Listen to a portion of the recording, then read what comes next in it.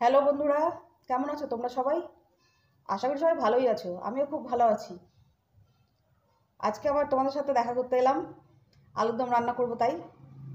নতুন আলু উঠেছে ছোটো ছোটো। নতুন আলু দিয়ে ঝাল ঝাল করে আলুর দম হবে।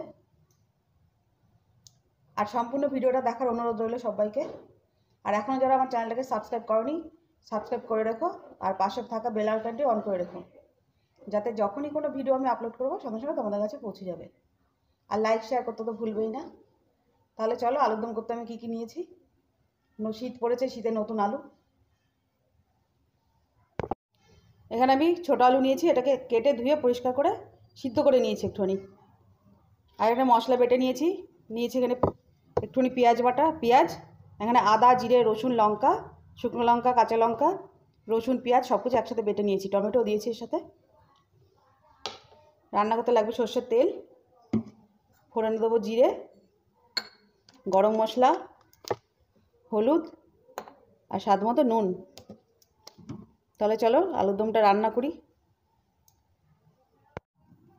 গ্যাসে কড়াই বসিয়ে দিয়েছি, কড়াটা গরম হয়ে গেছে, আগেই আমি বসিয়ে রেখেছিলাম।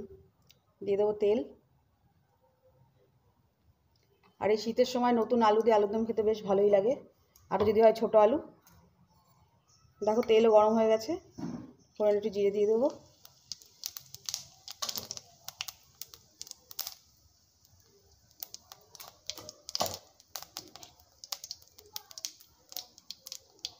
জিরেটা আমার পুড়ে গেছে, ভাজা হয়ে গেছে। দিয়ে দেবো পেঁয়াজ কুচিটা।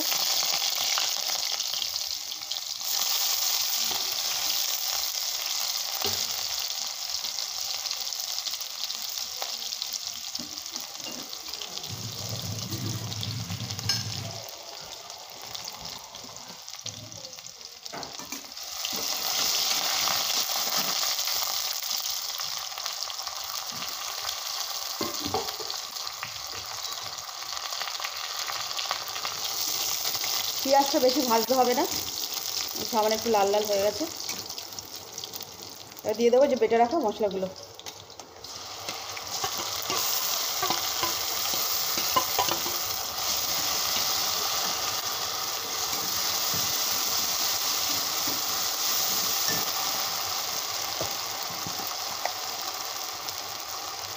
দিয়ে দেবো নুন। হলুদটা আমি আগেই মশলার সাথে বেটে রেখেছিলাম, এখন আর হলুদ দেবো না। মশলাটাকে ভালো করে কষিয়ে নেবো।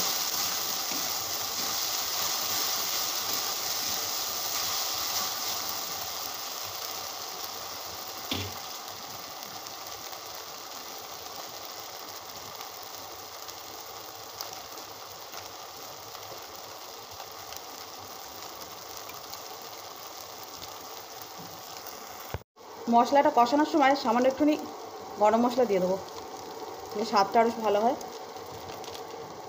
সামান্য একটুখানি গরম মশলা দিয়ে দেবো।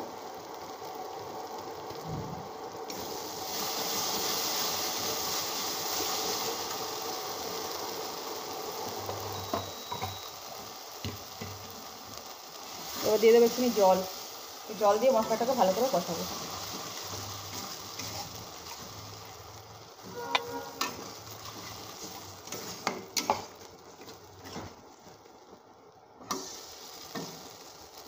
জলটা দিয়ে এবার একটু ঢাকা দিয়ে রাখবো। গ্যাসটা কমিয়ে 2 থেকে 3 মিনিটের মতো ঢাকা দিয়ে রাখবো। এবার মশলাটা কষানো হয়ে গেছে, তেল ছেড়ে দিয়েছে। আমি সিদ্ধ করে রাখা আলুগুলো দিয়ে দেবো।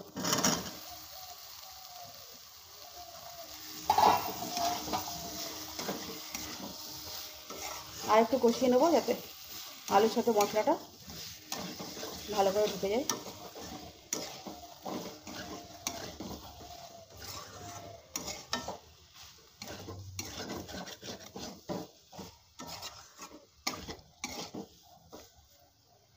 গ্যাসটা একটু বাড়িয়ে দেবো।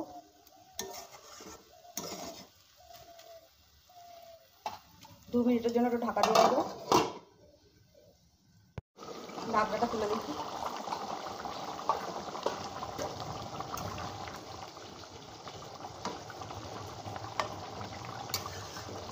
আলুদমটা প্রায় হয়ে এসছে। নামানোর আগে একটু নুনটা দেখে নেবো।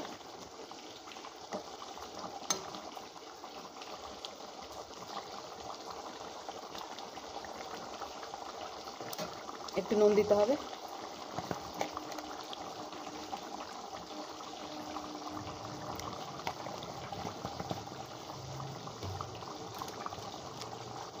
আর একটু গরম মশলা দিয়ে দেবো। তখন একটু দিয়েছিলাম কষানোর সময়।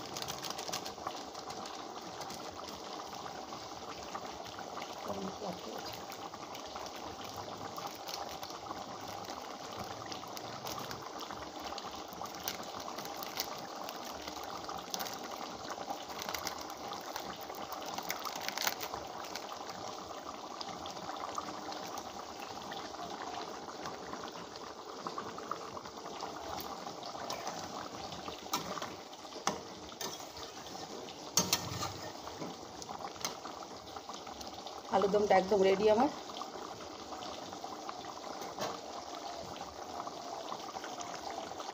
তাহলে আমার আলুর দম রান্নাটা হয়ে গেল। সবাই তো বাড়িতে আলুর দম রান্না করোই, তা আমার মতো একদিন একটু রান্না করে দেখো তো কেমন লাগে খেতে। ভালো হলেও বলো, আর খারাপ হলেও বলো, আমাকে জানিও কেমন হয়েছে ও কেমন হয় আমার রান্নাবান্নাগুলো। আর চ্যানেলটাকে সাবস্ক্রাইব করে রেখো, আর আমার ফেসবুক আর ইনস্টাগ্রাম পেজটাকে ফলো করো। তাহলে আবার দেখা হবে অন্য রেসিপি নিয়ে আবার তোমাদের সাথে। লাইক শেয়ার করতে কিন্তু ভুলো না। তাহলে সবাই সুস্থ থেকো, ভালো থেকো। আজকে এই পর্যন্ত।